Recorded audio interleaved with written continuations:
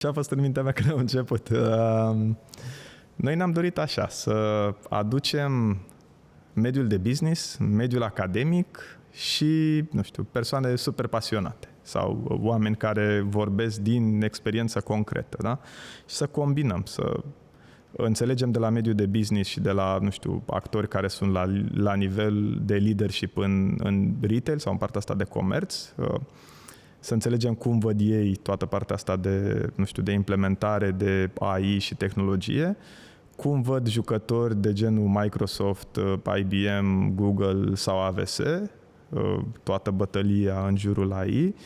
cum văd oameni din mediul academic, că vorbim de, nu știu, doctoranzi în AI care au studiat pe afară, că vorbim de super specialiști sau de profesori universitari care conduc diverse departamente, să facem așa un tablou, că tot vorbeam de tablouri, să facem un tablou cât mai complet al acestui ecosistem.